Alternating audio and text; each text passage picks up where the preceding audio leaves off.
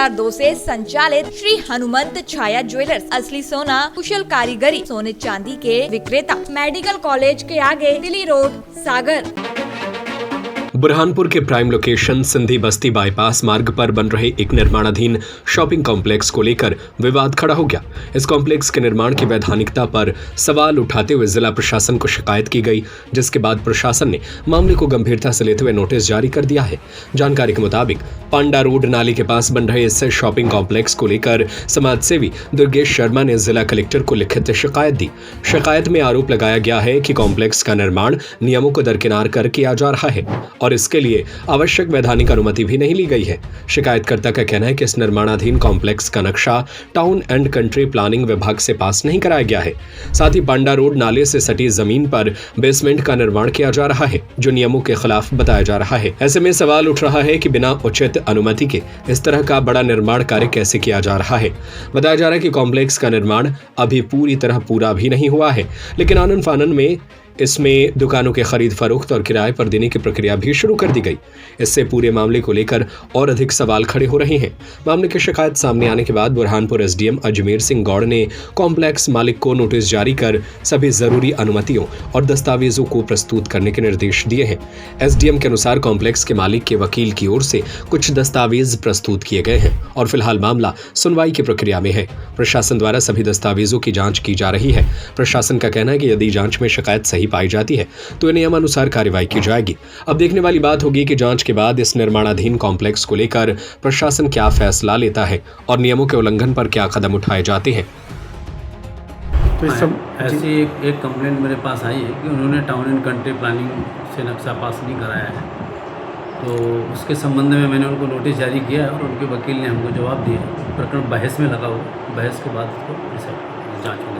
यदि सर शिकायत सही पाई तो क्या अग्रिम कार्रवाई हो सकती है? उसमें व्यवस्था है, जो लीगल प्रोविज़न होंगे कानून में वो उस पर कार्रवाई करते हैं। उसमें बेसमेंट में भी कहा गया कि दिल्ली में जैसी बाढ़ आई थी तो कोर्ट ने बेसमेंट निर्माण पर रोक लगा दी थी और ये बेसमेंट तो एक नाले के पास बना हुआ है। अब इसको हम पहले जो चीज़ आई है सामने, जब तक पूरे तथ्य की जाँच ना हो जाए तब तक उसके संबंध में अभी कुछ नहीं कर सकते। Thank you.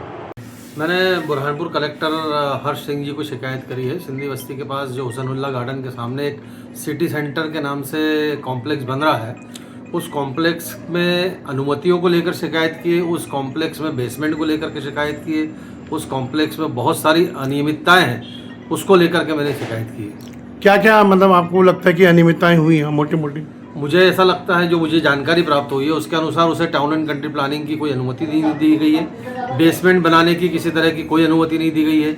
इसके अलावा जो पंचायत ने उनको अनुमति दी है उसमें बहुत सारी विसंगतियां हैं। ऐसा क्यों होता, क्या कारण है कि पहले पंचायत एक बार अनुमति देती है, उसके बाद में उस अनुमति को निरस्त कर देती है, फिर कॉम्प्लेक्स मालिक को कोर्ट में जाना पड़ता है, कोर्ट से वो जो स्टे लाते हैं वो भी किसी को बताने के लिए तैयार नहीं है। बुरहानपुर में एसडीएम ऑफिस में जहाँ मैंने शिकायत दी है वहाँ अब तक के 2 से 3 बार उनको तारीखें दी जा चुकी है, लेकिन शिकायतकर्ता को एक बार भी नहीं बताया गया कि आपको किस तारीख को आना है, किस वजह से आना है या आपको क्या पेपर दिखना है। तो ये एक बड़ा लंबा घोटाला निकलेगा अगर इसके तह में जाएंगे तो। मान लीजिए आपकी शिकायतें सही पाई है तो किस तरीके की आप कार्रवाई चाहते हैं? हम ये चाहते हैं कि जो इसके पूर्व एसडीएम ने रोक लगाई थी इस कॉम्प्लेक्स पे, उसके निर्माण पर पूरी तरीके से प्रतिबंध लगाया जाए, उसे अवैध घोषित किया जाए और यदि वे अनुमति के विरुद्ध है तो उसको तोड़ दिया जाए। लेकिन अब उस कॉम्प्लेक्स में तो खरीद फरोख्त और किराए से दुकानें भी देना शुरू कर दी गई है।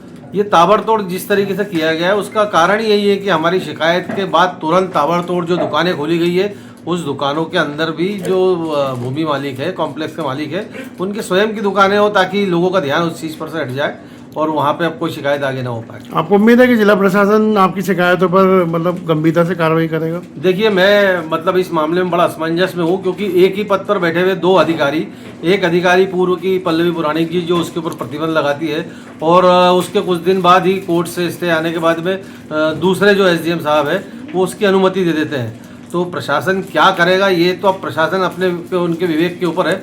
मैं तो एक शिकायतकर्ता के रूप में उम्मीद जरूर करूंगा कि मुझे इस बात के लिए न्याय मिले। दिल्ली में जो घटना हुई थी उसके बाद से तो कोर्ट ने ही मतलब रोक लगा दी थी कि बेसमेंट नहीं बना सकते, और जहाँ बेसमेंट बना है वो तो खुद नाले के पास है। ऐसे में ये तो मेरी शिकायत का मूल आधार ही ये है कि बेसमेंट क्यों बनाया गया है। दूसरी बात, उस नाले की ज़मीन पर अतिक्रमण भी किया गया है बहुत सारा।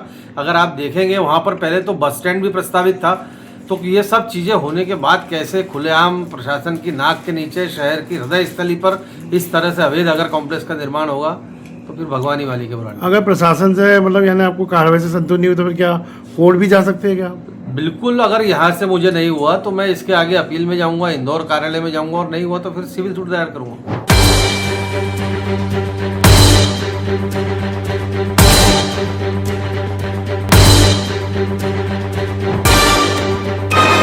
शारिका अख्तर, दुर्रानी की रिपोर्ट। सन 2002 से संचालित श्री हनुमंत छाया ज्वेलर्स, असली सोना, कुशल कारीगरी, हंसमुख स्वागत, सोने चांदी के आभूषणों के निर्माता, हार एवं चूड़ी, वेंदी, गर्दन, पायलों की हजारों वैरायटियां एवं चांदी की मूर्तियां और बर्तन, राशि रत्नों के विक्रेता।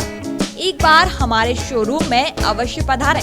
हमारा पता है मेडिकल कॉलेज के आगे, तिली रोड, सागर, SCJ ब्रांच 2, सराफा बाजार, सागर।